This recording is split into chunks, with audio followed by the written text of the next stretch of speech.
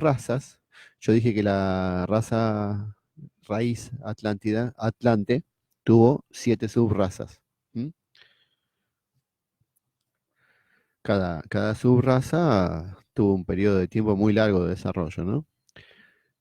Muchos países y fundaron espléndidas civilizaciones. Estuvieron en Egipto, Mesopotamia, que sería la zona de Irak, ¿no? E Irán, donde estaban el Tigris y el Éufrates. O sea, Mesopotamia quería decir entre ríos, entre el río Tigris y el Éufrates, lo que se llama la Turania.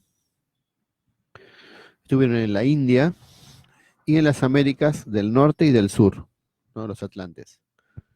Y los imperios, por ellos erigidos, subsistieron durante mucho tiempo y llegaron a una cumbre de gloria que la raza aria, que sería la que vino después, la quinta raza raíz, no ha sobrepujado todavía. La raza aria se refiere, cuando se habla de raza no se refiere a algo físico, a estados de conciencia y espirituales en la evolución humana, como etapas, grandes periodos, si lo estudia la sociedad teosófica, ¿no? Entonces, eh, hay que tener claro que dentro de los arios hay toda clase de personas, ¿no? Hay 7 subrrazas, de las cuales ya vinieron 5. No es esa idea así de Hitler, de rubios. Sí hay algo de eso, porque es cierto, sobre todo la quinta subraza aria es la teutona, pero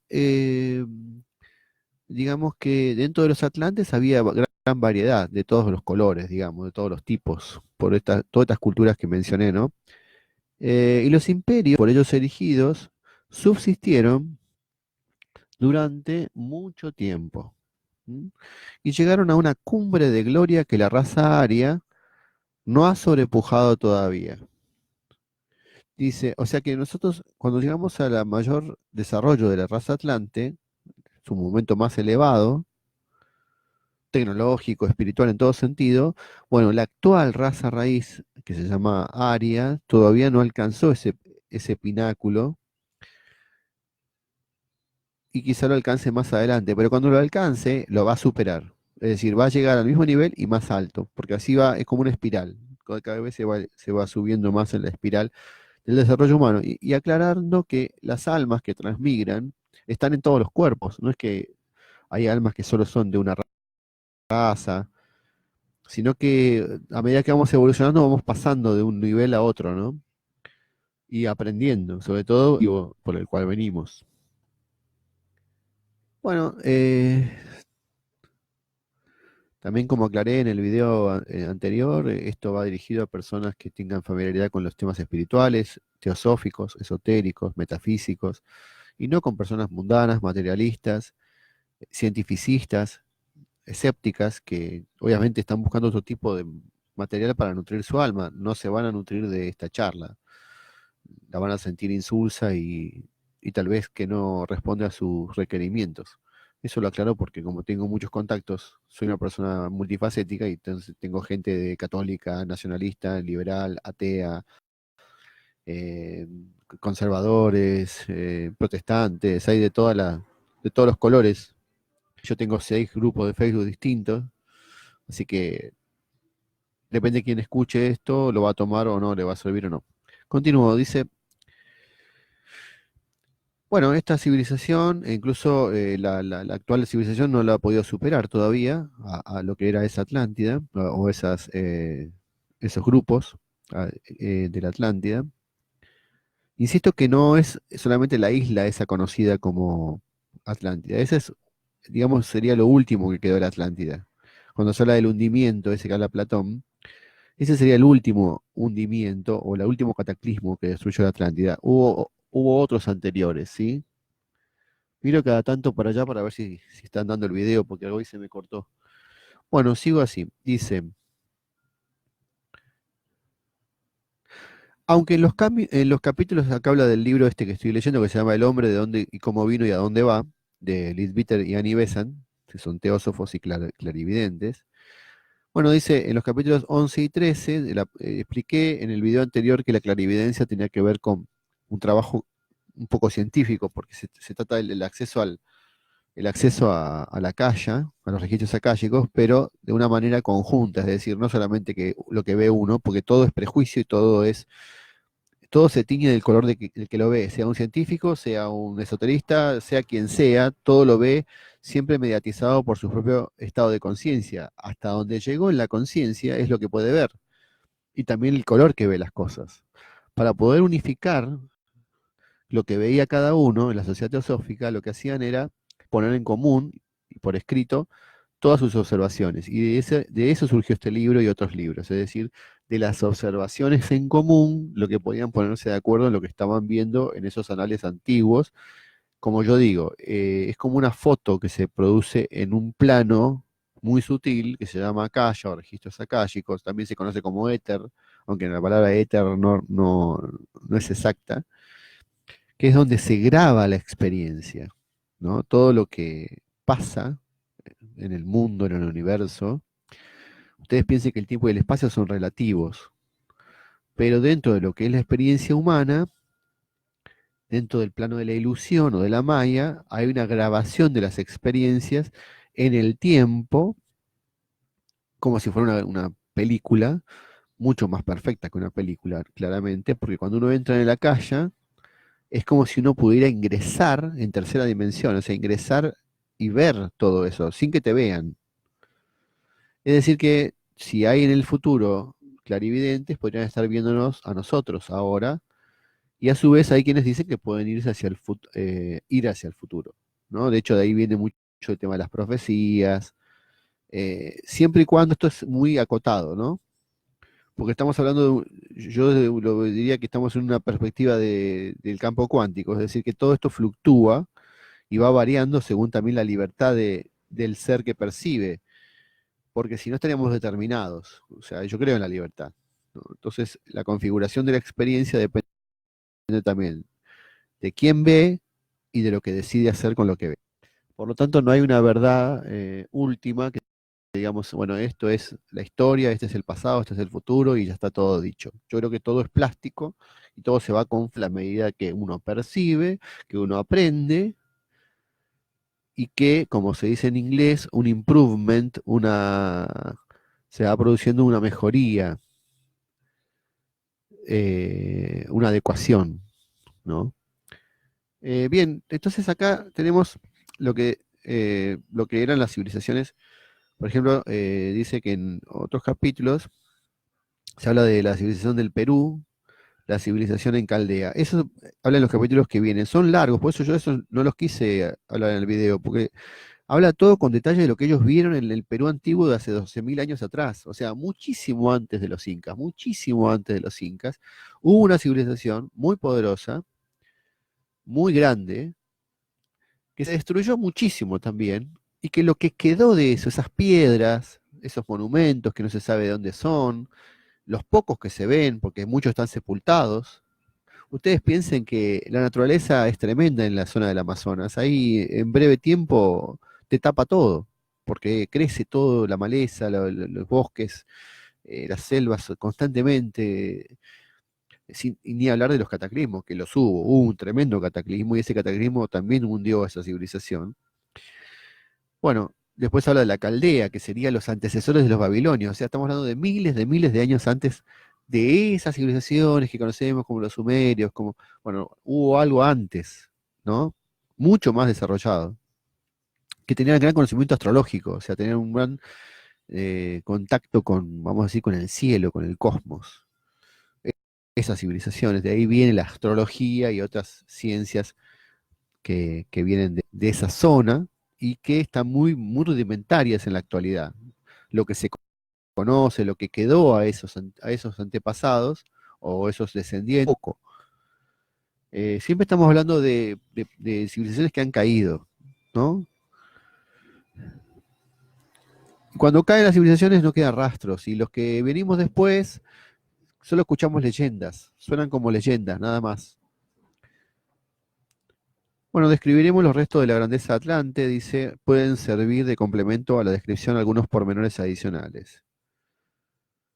Claro, acá dice que en los capítulos siguientes se va a hablar de la civilización del Perú, Atlante, en los tiempos atlantes, antes de la última destrucción, del último hundimiento, y de Caldea. Son capítulos bastante largos, hiper interesantes, y si hay gente interesada, puedo hacer unos videos sobre eso más adelante. Ahora, describiremos los restos de la grandeza atlante, dice, claro, dice, pero aunque en los capítulos 11 y 13 de la presente obra, que tratan del Perú y Caldea, describiremos los restos de la grandeza atlante, pueden servir de complemento a la descripción de algunos pormenores. Claro, es lo que va a leer acá. Acá va a leer, a citar Gridwitter y Annie Besant a un señor que se llama Scott Elliot, que también fue clarividente y teósofo, se llama Atlántida, y escribió otro libro que se llama Lemuria. Y ahí describe todo desde el punto de vista de la ciencia, pero también desde el punto de vista de sus observaciones en el Akasha, de lo que fueron esas civilizaciones, y en qué consistían, cómo era su política, cómo era su filosofía, cómo era su organización, su cultura, su arte. Dice, oigamos cómo describe Scott Elliot en su libro de la Atlántida, lo que se llamaba la famosa ciudad de las Puertas de Oro. Esa ciudad de las Puertas de Oro era la famosa ciudad de la cual habla Platón también, o por lo menos la que estaba en esa isla de Poseidonis, en el océano Atlántico, ¿no?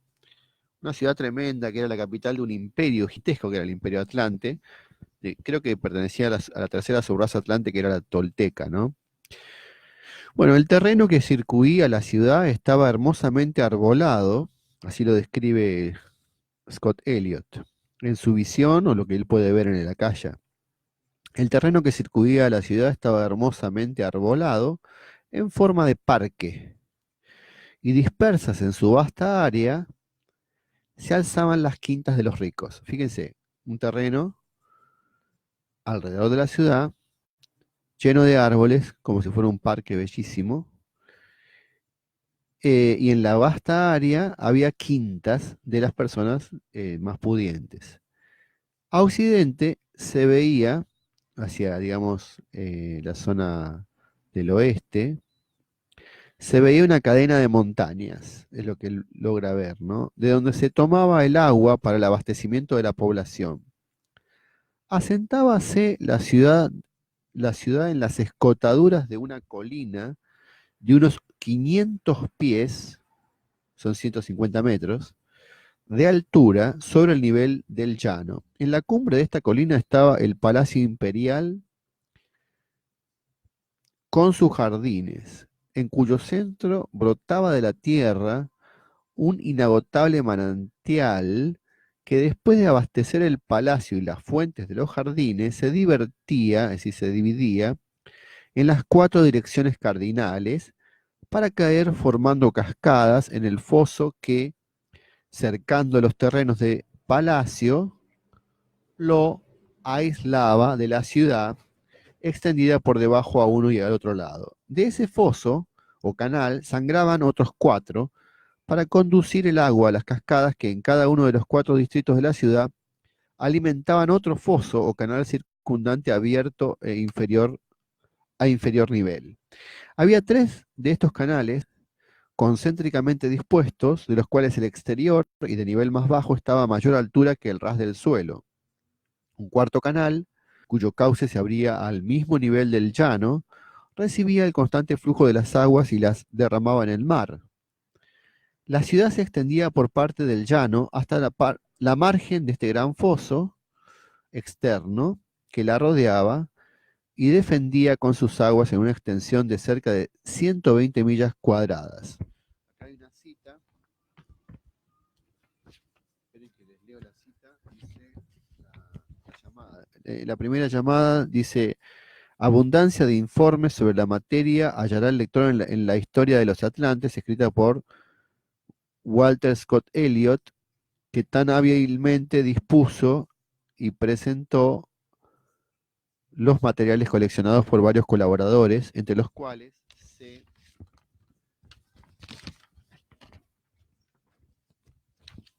se contaban los autores de la presente obra, o sea, Leadbeater y Annie Besant, que fueron parte de los que estuvieron haciendo esas observaciones en la calle, quienes por lo tanto están ya familiarizados con el asunto. Acá habla de que esa distancia que recién mencionó son 311 kilómetros cuadrados. Eso es lo que abarcaba toda el área de la ciudad, que sería el centro de ese imperio, ¿no? Bueno,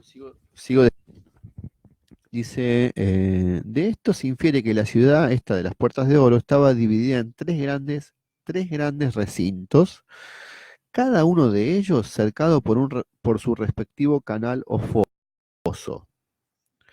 ¿Sí? La ciudad estaba dividida en tres grandes recintos, cada uno de esos recintos estaba cercado con un foso o canal, que era como yo supongo, de protección, ¿no? Esa fosa. El recinto superior, como eran los castillos medievales. La característica del recinto superior, que se extendía en el nivel inmediatamente inferior a los terrenos del palacio, era un estadio circular para carreras deportivas y vastos jardines públicos. También vivían en este recinto los oficiales de la corte y contaban además con una institución sin igual en nuestros tiempos. Era la casa de los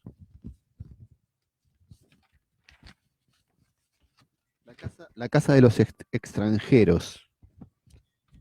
Es un lugar que entre nosotros tendría una pobre apariencia y miserables contigüidades, pero que era un verdadero palacio, donde cuantos extranjeros llegaban a la ciudad recibían hospedaje a costa del gobierno durante todo el tiempo que les placía estar. Fíjense que es interesante porque el tema de la hospitalidad es uno de los más grandes valores que tuvo Grecia. Y Grecia tiene una conexión con esta civilización porque de hecho está presente un poco en sus memorias, a través de Platón, por ejemplo, ¿no? Es la obra Timeo y Critias. El tema de los valores que las culturas han tenido en la antigüedad se han ido transmitiendo y algunos se han rescatado y conservado. El tema de la hospitalidad era el mayor valor en Grecia. Si vos ibas por el camino y llegabas a una casa a cualquier hora, en cualquier momento, como eran lugares muy inhóspitos, de guerra, de asaltantes, era muy importante que alguien te recibiera y pudieras pasar la noche ahí y dormir. Acá se hacía casi a nivel oficial, había un lugar que era especial para la gente que venía de viaje y que pudiera de ahí parar y dormir. Bueno, era un verdadero palacio donde cuantos extranjeros llegaban a la ciudad recibían hospedaje a costa del gobierno durante todo el tiempo que les placía estar. Las separadas casas de los vecinos y los varios templos diseminados por la ciudad ocupaban los otros dos recintos.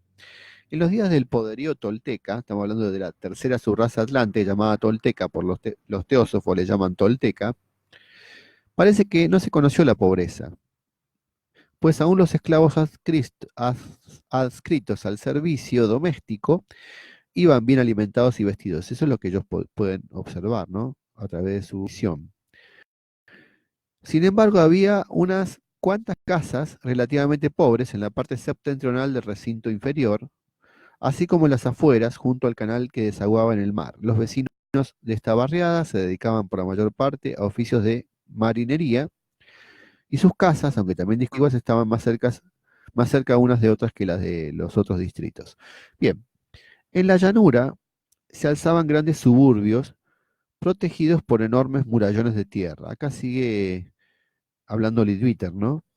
Dice, y Anibesan, dice, en la llanura se alzaban grandes suburbios de esta ciudad de las Puertas de Oro, protegidos por enormes murallones de tierra, algunos con terraza, en declive hacia la ciudad por un lado, mientras que por el opuesto estaban acorazados con planchas de metal, empalmadas en serie y sostenidas por grandes arcos de madera, cuyas monteas se hundían profundamente en el suelo. Una vez colocados los arcos, entrelazados con fuertes travesaños, se les aplicaban las placas en disposición escalonada y después se rellenaba de tierra compactamente apisonada el espacio comprendido entre el suelo y el armazón, formando en conjunto una inexpugnable trinchera contra las lanzas, espadas y flechas que eran las usuales armas de la época.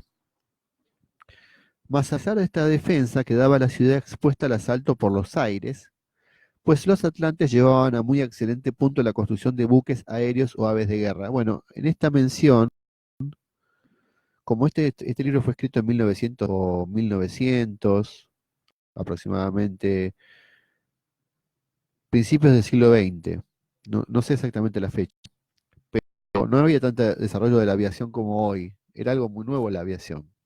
Por eso acá lo describe como buques aéreos o aves de guerra, y dice en la llamada más adelante, yo les leo ahora, dice que eran lo que llamaríamos aeroplanos. Claro, lo que había en ese momento, principio del siglo XX, en el mundo. Los teósofos de esa época no llegaron a ver lo que vinieron después, como los cohetes, las naves que salieron al espacio, eh, pero es importante que ellos dicen, lo que ellos ven en Atlántida es que había naves. Y eso está en los escritos antiguos de la India. Por ejemplo, se describe como vimanas, que eran naves, ¿no? Como vehículos espaciales o vehículos para andar en el aire y con el cual se guerreaba, porque se describen guerras en el aire, en los textos antiguos de la India. Por ejemplo, en el Ramayana. Está todo escrito, esas guerras. Hace poco alguien me mandó sobre nucleares, porque también hay descripciones que hay en los libros de los textos sagrados que se corresponden, por ejemplo, con una explosión.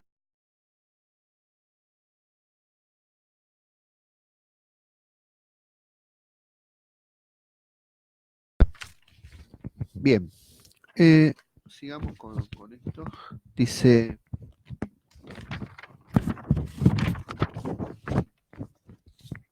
eh, estábamos con los vehículos que eran del aire, que planeaban sobre la ciudad. Claro, para poder atacar, podían venir por el aire, planeaban sobre la ciudad en flota de ataque y descargaban sobre ella una lluvia de densos y deleterios gases que sembraban la muerte. Fíjense, está hablando de armas químicas, en tiempos en que no existían las armas químicas, porque estamos hablando de principios del siglo XX, no había empezado en la Primera Guerra Mundial, pero no es que sean como Julio Verne o como uno de ciencia ficción. Ellos vieron eso, en las descripciones de la calle, ellos ven esos ataques del aire, desde el aire, con gases. Eh, Acá dice deleterios, deleterio significa que traen la muerte. Los Puranas, estos son escritos sagrados hindúes, y epopeyas de la India, aluden a esas naves o máquinas de guerra, ¿no? Como yo les decía, les llaman vimanas. También tenían, tendría que sonarme la nariz porque estoy un poco, bueno, también tenían armas arrojadizas para disparar haces de flechas con la punta encendida, que se esparcían por todos lados al hender el aire como cohetes. Y asimismo empleaban otras armas análogas fabricadas por hombres muy versados en las ramas superiores de la ciencia. Muchas de estas armas aparecen descritas en los antiquísimos libros a que antes nos referimos, esos libros como los Puranas y las epopeyas de la India. Y se atribuye su invención a algún ser superior. Nunca se divulgaban los conocimientos necesarios para fabricarlas, era muy secreto eso. En los capítulos relativos al Perú, que es el capítulo que habla después sobre toda la civilización que estuvo hace 12.000 años en el Perú, dice, describiremos el sistema agrario de los toltecas, entre quienes el bienestar general de las gentes y la carencia de mendigos era debida en gran parte a la universalización de la enseñanza primaria. El sabio trazó el plan de gobierno político en beneficio de la colectividad y no en el exclusivo de determinada clase social. De aquí que el bienestar general aventajase incomparablemente al de las civilizaciones modernas. Las ciencias adelantaron muchísimo, pues como la clarividencia era un don habitual, podían observar fácilmente los procedimientos de la naturaleza. Bueno, en ese tiempo el don de la clarividencia era más común entre los atlantes, estaba más despierto en esos tiempos. Y entonces podían ver fenómenos de la naturaleza mucho más que lo que un científico de hoy tan materialista, tan denso, puede observar cosas muy superfluas de la naturaleza, no puede ver lo que está detrás de los fenómenos, ¿no? Y dice, esos fenómenos hoy son invisibles para la mayor parte de las gentes. También fueron tan numerosas como útiles las aplicaciones de la ciencia a las artes y oficios.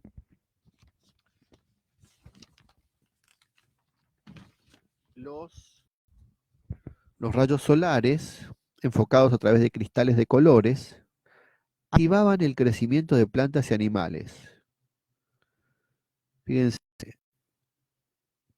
esa es una tecnología que utilizaban, cuya cría de animales con científicos se fomentaba para el mejoramiento de las más notables especies. Así, por ejemplo, el cruce del trigo con diversas hierbas, bueno, acá hay una información que es bastante grosa de la teosofía y que en metafísica también se acepta, que la voy a compartir con ustedes. Es algo bastante fuerte porque no mucha gente lo sabe, pero esta humanidad estuvo a punto de destruirse completamente, la humanidad, y recibimos la ayuda de seres que han venido de Venus, que se conoce como los señores de la llama. Ellos fundaron todo el conocimiento sagrado y oculto que es la base de todas las religiones de la humanidad. Y nos asistieron de gran forma cuando la humanidad estaba en un lugar de oscuridad tan grande que ya no tenía ninguna esperanza, ni el planeta tampoco. Estamos hablando de la época lemuriana, de la mitad de la época lemuriana más o menos, o sea, mucho antes de la Atlántida. Estos señores de la llama trajeron de Venus el trigo. Fíjense que lo que se dice en teosofía es que el trigo no es de acá de la Tierra. También trajeron las abejas y las hormigas. Se habla de que tanto abejas como hormigas como el trigo no estaban acá y fueron traídas para la humanidad, cuyo cruce con otras especies en la Tierra dio los resultados referidos, que es lo que pasó con las avispas, que son como una especie de derivación un poco más pobre de las abejas, ¿no? Los espíritus de la naturaleza, que se conocen como elementales en teosofía, que tienen a su cargo algunos ramos de las evoluciones vegetal y animal, también intentaron imitar por su cuenta el cruce de estas especies traídas traídas de otro planeta, con los recursos puramente terrestres de que disponían. Los espíritus de la naturaleza, que tienen a su cargo algunos ramos de las evoluciones vegetal y animal, también intentaron imitar por su cuenta el cruce de estas especies traídas de otros. Uy, ya empezaron a mostrar los mosquitos. Traídas de otro planeta con los recursos puramente terrestres de que se disponían. Sus esfuerzos tuvieron incompleto éxito, o sea, no fueron completos en cuanto a su éxito, y a ellos se deben algunos de los más ingratos resultados arriba referidos, por ejemplo, las hormigas blancas o las avispas. Bueno, dice, sin semilla se derivó de una especie anterior semejante al melón, y que como este fruto contenía, estamos hablando de la Atlántida, de lo que pudieron ver los teósofos en registros akáshicos. Se derivó de una especie anterior semejante al melón, y como este fruto contenía multitud de pepitas, y que como este fruto, o sea, la banana venía derivada de una especie anterior semejante al melón, que como este fruto, como como el melón, tenía muchas pepitas. De hecho, la banana sigue teniendo esas pepitas. La ciencia de aquellos tiempos conoció fuerzas hoy ignoradas. Una de ellas servía para la propulsión de las naves aéreas y marinas. Eh, una de ellas, de esas fuerzas que hoy no se conocen. Sí, la naturaleza es increíble lo que hay en la física, ¿no? Por conocer todavía. Otra fuerza era para alterar de tal modo la pesantez de los cuerpos que la tierra los repelía en vez de atraerlos. Fíjese la flotación. Por eso que podían levantar esas piedras. Con lo que era posible levantar fácilmente piedras enormes a muy elevadas alturas. Es lo que vimos de los templos que hoy en día no se entiende cómo los hicieron. Por ejemplo, las pirámides. Se habla de energía hoy le llaman taquiónica. Bueno, es una posibilidad de manejar la gravedad y el magnetismo y fuerzas que hacen que algo que naturalmente está atraído por la fuerza terrestre pueda repeler esa atracción y elevarse, ¿no? Es un conocimiento científico de la época. Existió ese conocimiento y en virtud del mismo se pudieron hacer estos edificios. Edificios, pues yo digo que eso no los hicieron los pueblos que nosotros conocemos porque no tenían ninguna tecnología de esa naturaleza. Una tecnología que hoy mismo es difícil de ver, digamos, o sea, hoy mismo no se pueden hacer muchas de esas cosas. Se han intentado hacer, pero no se logran, ¿no? Dice, bueno, era posible levantar. ¿Se escucha bien? Dice, esa fuerza,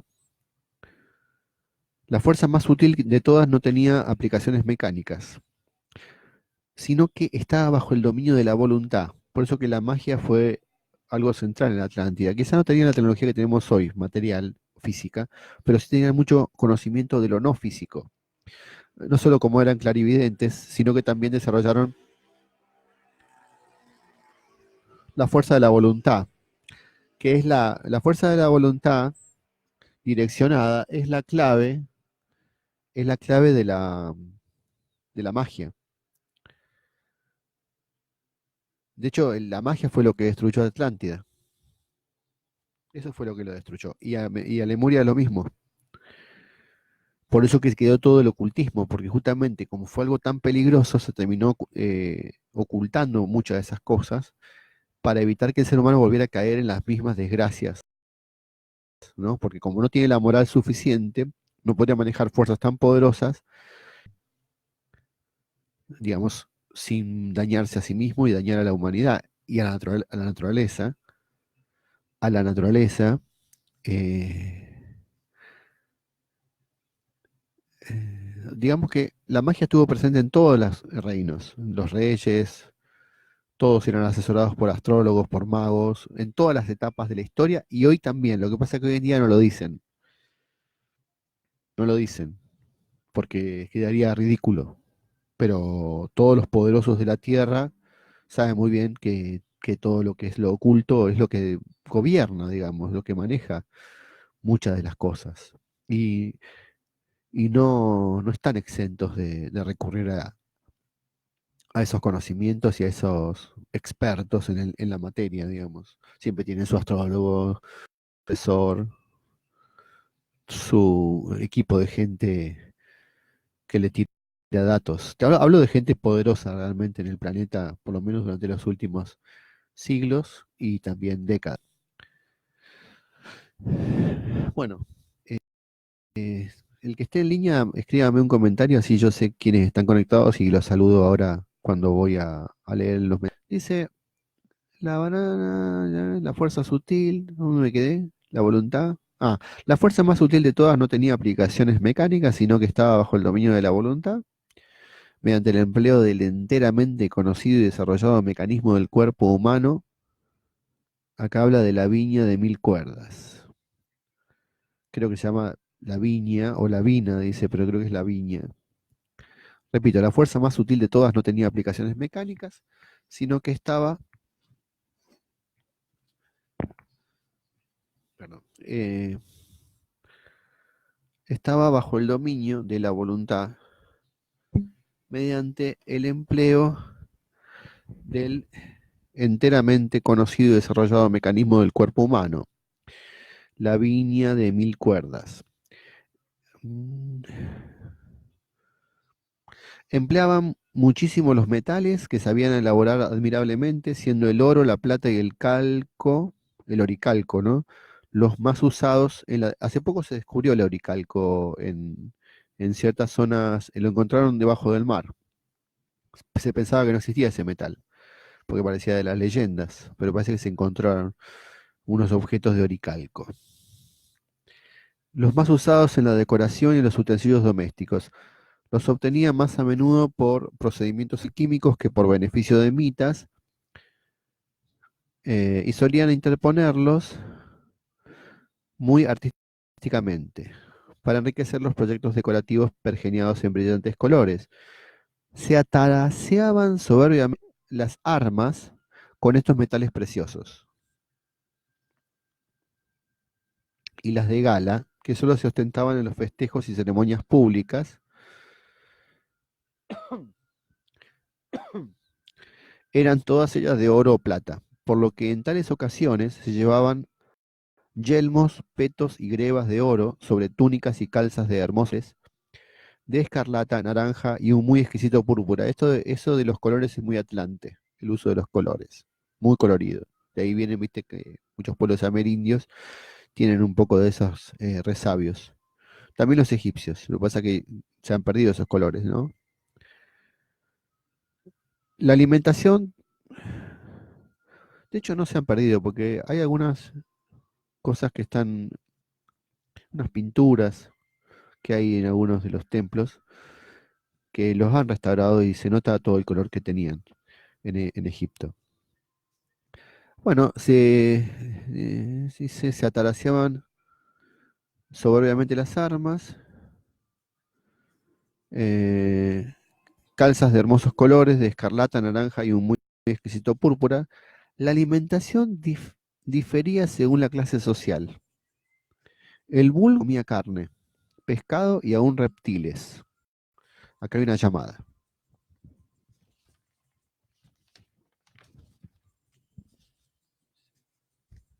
Dice, podríamos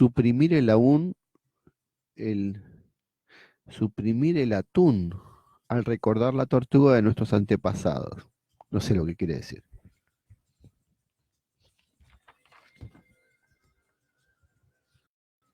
Bueno, la alimentación entonces era de tipo...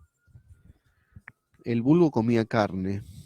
El vulgo me refiero a las clases bajas o, digamos, la gran mayoría, los grupos no privilegiados.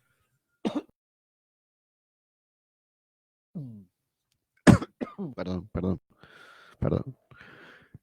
Comía carne, pescado y un reptiles. Las reses muertas pendían abiertas en fuego, del que las retiraban luego de enteramente asadas y servían las entrañas en platos si se trataba de una familia distinguida, pues la gente baja se ponía en corro alrededor de la res y cada cual procuraba arrancar con los dedos el mejor bocado, lo cual solía suscitar disputas. El resto de la res, con toda su carne que no comían porque la consideraban como desperdicio, lo echaban a las inmundicias o servía para alimentación de los animales domésticos. Las clases altas gustaban de los mismos manjares, pero la aristocracia del palacio los saboreaba en secreto, pues tanto el divino monarca como los magnates de su inmediata corte se alimentaban tan solo de granos diversamente cocidos, de verduras, frutas y leche, ya en bebida, ya en confecciones de confitería. También bebían zumos de fruta, jugo, ¿no? Algunos cortesanos y magnates observaban públicamente el régimen dietético y sin embargo se regodeaban a escondidas. Claro, mira, estaba prohibido entre la alta sociedad comer carne. Se regodeaban a escondidas en sus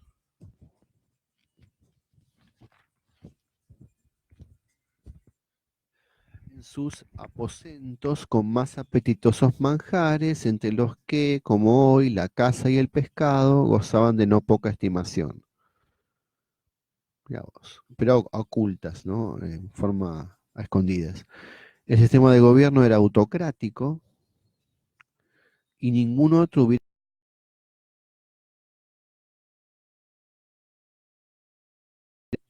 El sistema de gobierno era autocrático y ningún otro hubiera podido aprovechar mayormente la felicidad del pueblo. En los florecientes días de la civilización tolteca, bajo los reyes divinos, pero cuando su absoluto poder pasó a manos de las almas más jóvenes, empezaron los abusos. Claro, la autocracia significa el gobierno de uno, eh, y también el gobierno de cada uno por sí mismo. eh, pero digamos, era una época donde había un evolutivo, donde se podía sostener un nivel moral. Estamos hablando de épocas de oro, ¿no? Donde se puede sostener un nivel moral que impide la necesidad de un Estado que imponga por la fuerza o la coacción. Era como un régimen que surgía natural. Cuando su absoluto poder pasó a manos de almas más jóvenes, o sea, almas más jóvenes se refiere de menor desarrollo evolutivo. Hay almas jóvenes y hay almas viejas. Empezaron los abusos de que derivaron disturbios, pues allí, como en todas partes, la decadencia tiene por punto inicial la corrupción de las clases superiores. Los gobernadores de las provincias debían velar por el bienestar y felicidad de sus administrados, y a su achacaban los crímenes cometidos y las hambres sobrevenidas en el territorio de su mando. Por lo general pertenecían los gobernadores a las clases altas de la sociedad, pero los niños, más aventajados e inteligentes, ingresaban a las escuelas superiores donde se les educaba para el servicio del Estado. El sexo no era impedimento, o sea, hombre o mujer, como lo es ahora para el desempeño de cargos oficiales. O sea, había de las dos clases, no había diferenciación. Acá habla de, conviene recordar que la exclusión de la mujer, la exclusión de la mujer de los oficios políticos coincidió en Inglaterra con el predominio. Fíjense, este texto habla un poco más bien a favor de la monarquía y que con la democracia se excluyó a la mujer, se dice acá en este texto, en Inglaterra, estos dos que escriben son ingleses, eh, hablando del tiempo presente, ¿no? De los tiempos nuestros. Se excluyó a la mujer y su consiguiente error de que los gobiernos se han de fundar en la fuerza física, fíjate, ¿no? Y no en la inteligencia ni en el carácter. Este concepto es el nadir de la vida política, ¿sí? Así como su opuesto es el cenit. Bueno, eso es una referencia al tema bueno, una referencia bastante adelantada a su tiempo. Yo creo porque Annie Besant militó en el feminismo de la etapa liberal en el siglo XIX, por eso también hay ideas presentes de tipo, vamos a decir, ideológicas, ¿no? Eh, en estos teósofos. El sexo no era impedimento, como lo es ahora, para el desempeño de cargos oficiales. Bueno, y después continúa hablando. Seguimos, dice, el enorme acrecentamiento de la riqueza y el lujo fue socavando gradualmente la más espléndida civilización hasta ahora vista en el mundo. Fíjense que eso pasó con la Atlántida, ¿no? Estamos hablando de una enorme riqueza y lujo, pero como pasó con muchas civilizaciones, se perdió la moral, podríamos decirse, ¿no? La más espléndida civilización hasta ahora vista en el mundo. Se pospuso el conocimiento al lucro individual y el dominio sobre las fuerzas de la naturaleza se empleó en la opresión en vez de emplearse en el servicio. De aquí la caída de los atlantes, a despecho de sus gloriosas hazañas, y el poderío de sus imperios, y que la marcha del mundo fuese confiada a la raza hija del Atlante, la raza aria, que es la que vino después, que si bien tiene ya a su favor magníficas ejecutorias, no ha llegado todavía al cenit de su gloria y poderío. Estamos hablando de que en este momento ya pasaron las 7 subrazas atlantes, la última él había dicho era la de los mongoles, es decir, todo lo que son los amarillos, los chinos, japoneses, todo esa variedad de gente, que era la última subraza de los atlantes, y vinieron después las razas arias, las subrazas arias, por ejemplo, la India fue la primera, que eran blancos originariamente, los indoarios, después vinieron los árabes, no eran como los árabes actuales, pero estaban situados en esa zona. Después venían la tercera, no me acuerdo ahora como quiénes eran. No sé quiénes eran los terceros. Iranios eran. Creo que los persas. Después vino la subraza cuarta, que es la de los celtas. Y, y la quinta es la teutona. según el conocimiento teosófico. Quinta subraza de la raza aria. Eh, Dentro de los celtas, Lilvíter ubica griegos y a los romanos como celtas. O sea, vendría a ser como otra rama de los llamados celas. Y de hecho tiene mucho en común. Y hasta se fusionan después, cuando, con las guerras y todo eso. Se conquistan mutuamente. Eh, bueno, esto sería la quinta subraza. Y, y se dice que, bueno, no sea, digamos, ha pasado la humanidad a ser regida por esta nueva raza. eh, y, y sus subrazas, pero todavía falta mucho, ¿no? Todavía faltan dos más venir, que están en camino. Bueno, dice, el enorme, esto lo había dicho, no ha llegado todavía al cenit de su gloria y poderío y dentro de unos cuantos siglos ha de alzarse a mayor altura que la raza atlante. Ah, que va a superar a la raza atlante en sus más florecientes días.